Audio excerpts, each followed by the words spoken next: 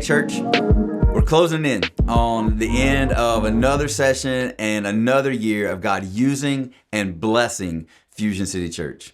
Even though it's coming to you through video, please know that every one of you who call Fusion your home are so very important to me. I love our church family. Since this will be my last video with you of 2025, I just didn't want that to go unsaid. Thanks for being part of our church. I don't know if you hear it often, but we have a great reputation among other churches and in our city. And that is only possible because of the people that are Fusion City Church. Just a quick reminder that next Sunday will be our packing party. I've heard from so many of our folks that it's one of their favorite days of the year, and I love it as well. So I hope that you're looking forward to it as much as I am. Now, we just finished up another season of Binge the Bible. In addition to your takeaways from this Sunday's message, share with your group which book that we discussed in this season did you find most interesting? Which one did you have no idea what it was about beforehand? We already have plans for another season next year. So I hope you're looking forward to hearing about the major prophets in the Old Testament next year.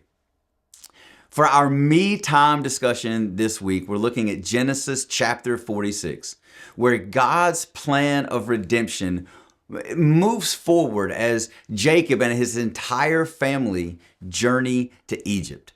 At this point in the story, the famine is still raging, and Joseph, once a slave and a prisoner, now serves as second in command over all Egypt. After revealing himself to his brothers in the previous chapter, Joseph invites his father, Jacob, and the whole family comes to live in Egypt, where there will be food and safety. This is a big moment for Jacob. He is an old man now. Canaan has been his home, the land God promised to his descendants. So moving to Egypt feels uncertain and maybe even like a step backward. So before he leaves, Jacob stops at Beersheba, a place of deep spiritual significance. And there he offers sacrifices to God, seeking direction before he takes this major step. And God meets him there.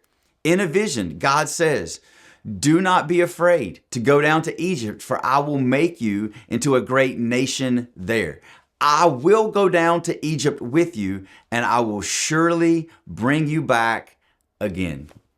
That promise gives Jacob peace. He and his family, 70 of them in all, begin the journey to Egypt, setting the stage for Israel's growth as a nation.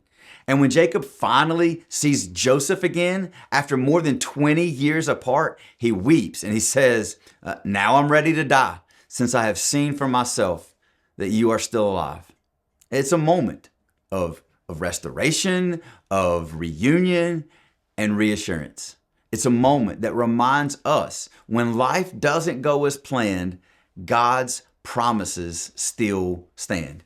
So, what can we learn from Genesis 46? Well, first, before making big moves, seek God's presence. Jacob didn't rush. He stopped to worship and to listen.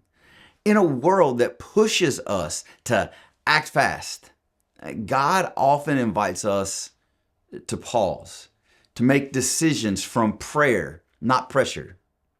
Second, trust that God's plan may lead you through unfamiliar places. Egypt wasn't Canaan. It wasn't what Jacob expected, but it was where God was working. Sometimes obedience, it means stepping into a season that feels uncomfortable, trusting that God's hand is still guiding the way. And third, remember that God's promises travel with you.